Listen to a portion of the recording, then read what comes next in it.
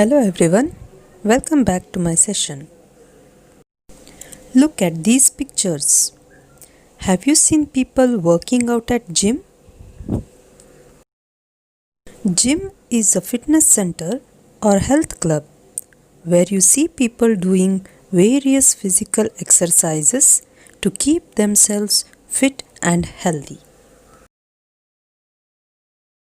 And gymnastic means exercises which requires physical strength and flexibility. Gym ಎಂದರೆ ವ್ಯಾಯಾಮ ಶಾಲೆ. Gymnastics ಎಂದರೆ ಅಂಗಸಾಧನ ಅಥವಾ ವ್ಯಾಯಾಮ.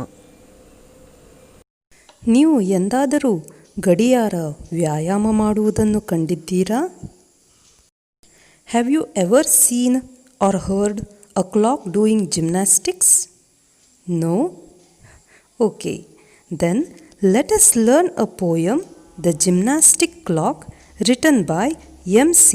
Davies. Now I will recite the poem. Listen to it. The little clock is friend with me. It talks as plain can be, and says each morning as it rises, now don't forget your exercises. Both hands above your head, you know, then lower them very slowly so. Oh, don't get tired and stop that way. I exercise like this all day. Right in its face, then I say, "Foo, I wouldn't boast of it like you, but I can swing my arms round too." And so the clock then looks at me, and I look back, and I and he. Each single morning when we rise, just exercise and exercise. Let me take the first stanza. The little clock is friend with me. It talks as plain can be, and says each morning as it rises, now don't forget your exercises. In this stanza, the poet or the speaker says that the little clock is his friend, and it also talks to him every day. Talk ಎಂದರೆ ಮಾತನಾಡು. How does the clock talk, or how does it speak? It talks as plain can be.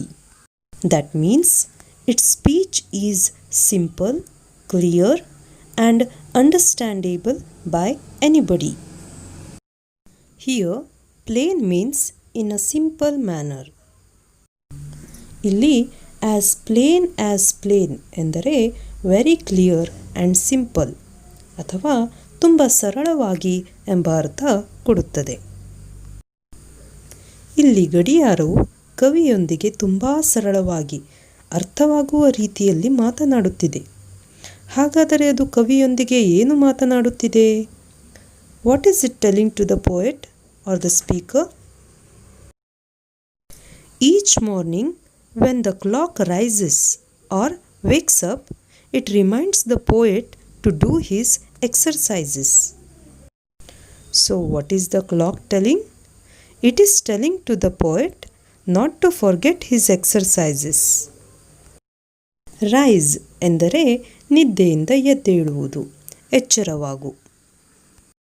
Forget ಎಂದರೆ ಮರೆತು ಬಿಡುವುದು ಅಥವಾ ಮರೆವು. ಸರಿ, ಹಾಗಾದರೆ ಇಲ್ಲಿಯವರೆಗೆ ಅರ್ಥವಾಯಿತಲ್ಲವೇ? ಇಲ್ಲಿ ಪುಟ್ಟ ಗಡಿಯಾರವು ಕವಿಯ ಮಿತ್ರ.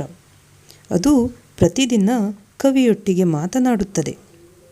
ಅದು ಏನೆನ್ನುತ್ತದೆ? ಪ್ರತಿದಿನ ಎದ್ದ ಕೂಡಲೇ ನೀನು ನಿನ್ನ ವ್ಯಾಯಾಮವನ್ನು ಮರೆಯಬೇಡ, ವ್ಯಾಯಾಮ ಮಾಡುವುದನ್ನು ಮರೆಯಬೇಡ ಎಂದು ಅದು ಕವಿಗೆ ನೆನಪಿಸುತ್ತದೆ. The little clock is the poet's friend, and it speaks to the poet in a plain, simple way. Every morning when it wakes up, it reminds the poet to do his exercises. Now let us see some grammar aspects in this stanza. Firstly, opposites. Little, large. Friend, enemy. Rise, set or rise, sink. Plain, decorative. Forget, remember.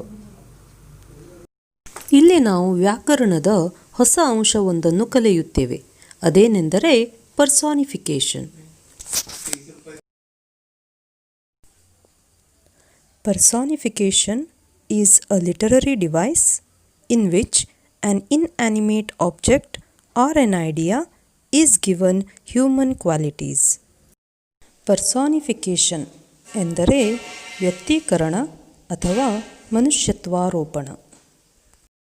ಮನುಷ್ಯನಿಂದ ಮಾತ್ರ ಮಾಡಲ್ಪಡುವ ಕಾರ್ಯವನ್ನು ಯಾವುದಾದರೂ ಪ್ರಾಣಿ, ವಸ್ತು ಅಥವಾ ಯಾವುದಾದರೂ ವಿಚಾರದ ಮೇಲೆ ಆರೋಪಿಸಿದಾಗ ಅದನ್ನು ಮನುಷ್ಯತ್ವಾರೋಪಣ ಅಥವಾ ಪರ್ಸಾನಿಫಿಕೇಶನ್ ಎನ್ನುತ್ತೇವೆ. ಇದನ್ನು ಇನ್ನೂ ಸರಿಯಾಗಿ ಅರ್ಥೈಸಿಕೊಳ್ಳಬೇಕೆಂದರೆ ನಾವು ಕೆಲವೊಂದು ಉದಾಹರಣೆಗಳನ್ನು ಗಮನಿಸೋಣ. Let us see some more examples to understand what is personification. The sun smiled at us. We all know that only human beings can smile and not the sun. Sun is not a human being, but when writing in an artistic way, the writer says the sun smiled. Hence, the line "the sun smiled at us" is an example for personification. ಸೂರ್ಯ ನಮ್ಮನ್ನು ನೋಡಿ ಮುಗುಳುನಕ್ಕನು. ಮನುಷ್ಯ ಮಾತ್ರ ಮುಗುಳುನಗಲು ಸಾಧ್ಯ ಅಲ್ಲವೇ? ಮನುಷ್ಯ ಮಾಡುವ ಕಾರ್ಯವನ್ನು ಇಲ್ಲಿ ಸೂರ್ಯನ ಮೇಲೆ ಆರೋಪಿಸಲಾಗಿದೆ. ಇದು ಪರ್ಸಾನಿಫಿಕೇಶನ್. ನೀವೊಮ್ಮೆ ಕನ್ನಡದಲ್ಲಿ ಕಲಿತ ಹರಿದ ಕಿಸೆ ಪದ್ಯವನ್ನು ನೆನಪಿಸಿಕೊಳ್ಳಿ. ಉಬ್ಬಿದ ಪೂರಿ ಬಿಸಿ ಬಿಸಿ ಬಾಜಿ ಬಾಬಾ ಎನ್ನುತ್ತಿತ್ತು. ಮನುಷ್ಯ ಬಾಬಾ ಎಂದು ಕರೆಯಲು ಸಾಧ್ಯ, ಪೂರಿ ಕರೆಯಲು ಸಾಧ್ಯವೇ? ಇಲ್ಲ ತಾನೇ? ಇದನ್ನೇ ಪರ್ಸಾನಿಫಿಕೇಶನ್ ಅಥವಾ ಮನುಷ್ಯತ್ವಾರೋಪಣ ಎನ್ನುತ್ತಾರೆ.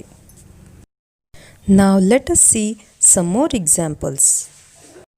Wind yells while blowing. Yell means to shout at someone. Yell ಎಂದರೆ ಕೂಗಾಡು, ಅರಚಾಡು. Human beings yell or shout at someone and not wind. Let us take another example. The ocean heaved a sigh.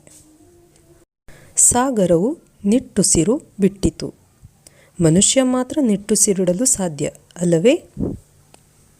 So these are the examples of personification. In the poem The Gymnastic Clock, the poet has made use of personification. It talks as plain can be. Human beings can talk, not a clock. But the poet says the clock talks. Hence, it is an example for personification. Clock ಅಥವಾ ಗಡಿಯಾರ ಎಂದಿಗೂ ಮಾತನಾಡುವುದಿಲ್ಲ. ಆದರೆ ಕವಿಯು ಗಡಿಯಾರವು ತನ್ನೊಂದಿಗೆ ತುಂಬ ಸರಳವಾಗಿ ಮಾತನಾಡುತ್ತದೆ ಎನ್ನುತ್ತಾರೆ. ಇಲ್ಲಿ ಕವಿಯು ಪರ್ಸಾನಿಫಿಕೇಶನ್ ಬಳಸಿದ್ದಾರೆ. I hope you all have understood what is a personification. Further, we will find some more examples for personification in this poem. Let us know them in our next session. It's enough for today. Thank you.